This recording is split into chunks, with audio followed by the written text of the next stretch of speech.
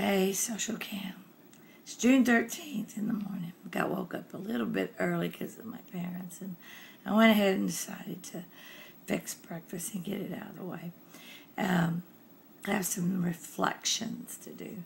So today, so you'll know a little bit about me, I've actually submitted this story to Oprah, Jerry Springer, a whole bunch of places, but no one ever took a nibble. But I'm going to blow the waters out today because I know there's certain things.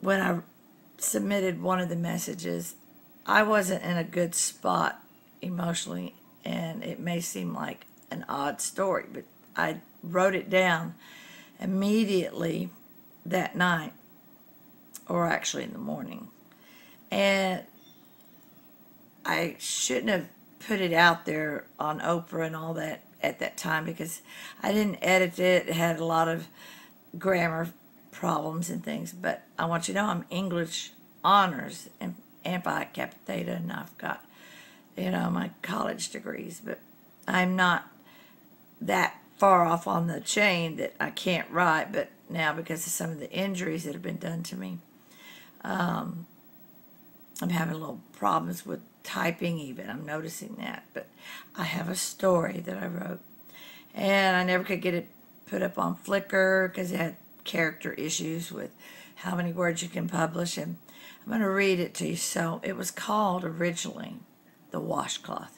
Happened on July 18th, 2006.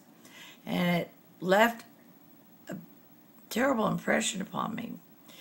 And sometimes things get clouded by blindness of being in love with someone. So here's the story called The Washcloth. And I'm going to read it off the monitor here on my laptop. The washcloth.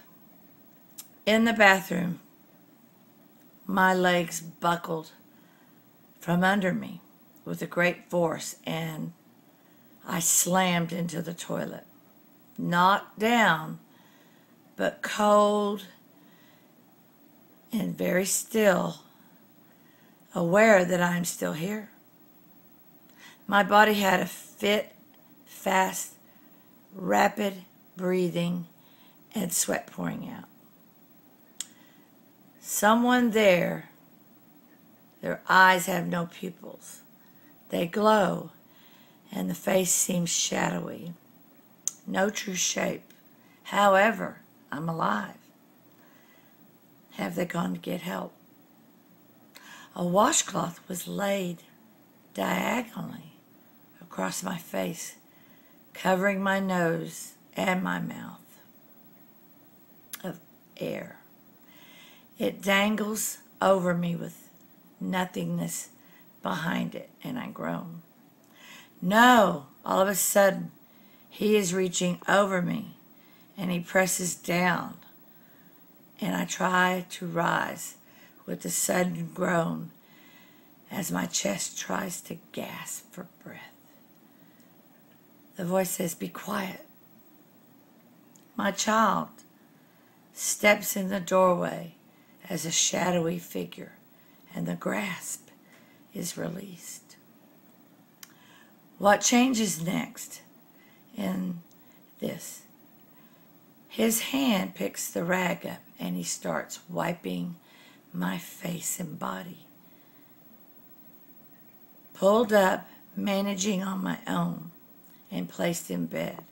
I paused for a long time, and nothing is said. We both stare up into the darkness for many hours. I'm in shock at my mistake and in horror, trying to make sense if he wanted me to be quiet was really so innocent. That's the end of this short story. What happened is I felt my husband tried to smother me after I had what they call a Cheyenne rapid pulse stroke. And my daughter had changed clothes that night and gone to bed in a really cute little spaghetti strap pajamas, and her hair high up in a little Barbie doll crown, really tight up in the ponytail. And she was so precious. She was so young at that age.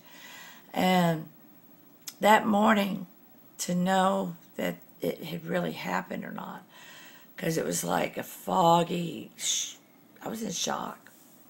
Because I just realized somebody, which was my husband, I felt was trying to smother me. But the thing was, is I had fallen and made so much noise around 2 a.m. in the morning. The thud broke the toilet, and I hit the wall and then the floor.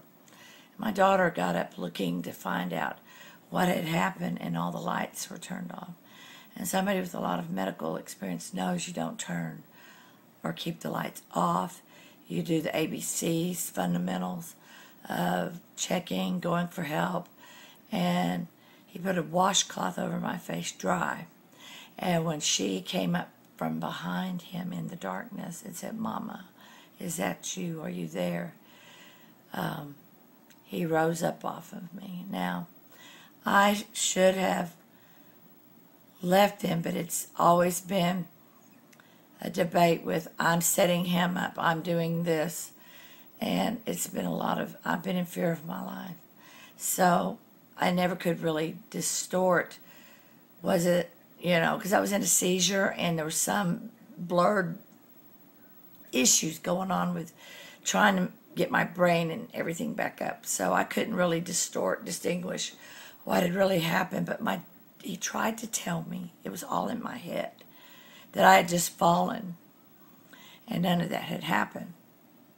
But the saving grace was, the angel that came into the room was my daughter, and I had gotten up, and I had asked him what was she wearing, and he told me what she was wearing before she went to bed, but in her room, she had changed her clothes and gotten so dressed up in another little pajama outfit. And when I woke up, I went in and checked on her. I looked, and there she was in that outfit that I saw. And she remembers it, because I asked her, "Did you see what happened?" And she said, "Yeah." So that's the witness, but I've never wanted to put these children through any of this. So it's a little bit remorse, and I should have left, back on July 18th. But I've got something I'm going to show you here in a minute, and it's going to be pretty graphic. So I'm going to flip the camera around, and I'm going to record it in a minute. It'll be in the next video.